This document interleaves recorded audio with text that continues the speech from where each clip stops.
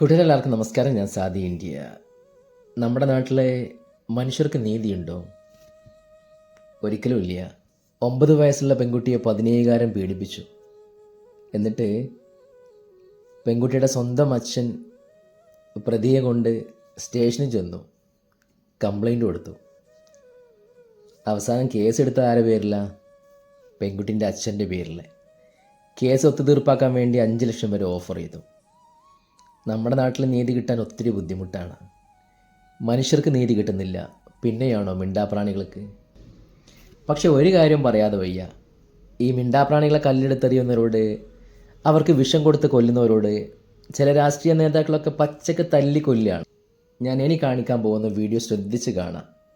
അതൊരു ഒഫൻസാണ്. 325 ഞാൻ മുമ്പത്തെ വീഡിയോയിൽ പറഞ്ഞിട്ടുണ്ട്.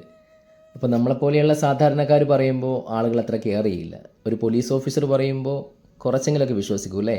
एनिमल क्रुएल्टी करते वक्त 10 बार सोचो, इट्स अ क्राइम, आपके ऊपर एफआईआर बनेगा। मैंने किसी डॉग को मारा है या मैंने किसी डॉग को हार्म पहुंचाया है इन एनी वे, तो मेरे साथ अब क्या होगा?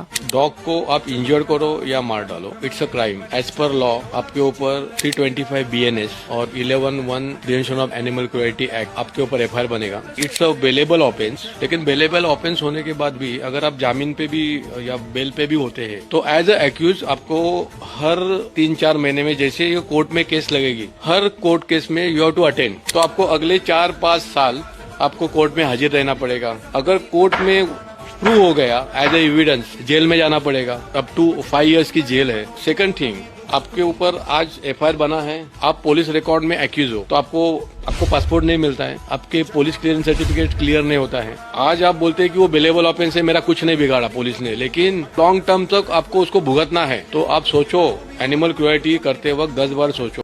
അപ്പോൾ നിങ്ങൾ മിണ്ടാപ്രാണികളുടെ മേക്കിട്ട് കയറാൻ വരരുത്. അഥവാ നിങ്ങൾ ചെയ്യുന്ന ക്രൈം ആരെങ്കിലും വീഡിയോ എടുത്ത് അത് കേസായി കഴിഞ്ഞാൽ വലിയ പ്രശ്നമാണ്, ഊരിപ്പോരാൻ. ചിലപ്പോൾ നിങ്ങൾ 5 വർഷം വരെ കിടക്കേണ്ടി വരും. മിണ്ടാപ്രാണികളല്ലേ, അവർക്കാരും ചോദിക്കാനും പറയാനുമില്ലല്ലോ എന്നൊന്നും കരുതണ്ട. മിണ്ടാപ്രാണികളെ സ്നേഹിക്കുന്ന ആളുകൾ ഈ ഭൂമിയിൽ കൂടുതലാണ്. അതറിയണമെങ്കിൽ വെറുതെ ഒന്ന് ഡൽഹി വരെ യാത്ര ചെയ്താൽ മതി. എത്രത്തോളം ആളുകളാണ് മിണ്ടാപ്രാണികൾക്ക് വേണ്ടി സമരം ചെയ്യുന്നതെന്ന് നിങ്ങൾക്ക് അറിയാൻ പറ്റും. അല്ലെങ്കിൽ സോഷ്യൽ മീഡിയയിൽ സെർച്ച് ചെയ്ത് നോക്കിയാൽ മതി.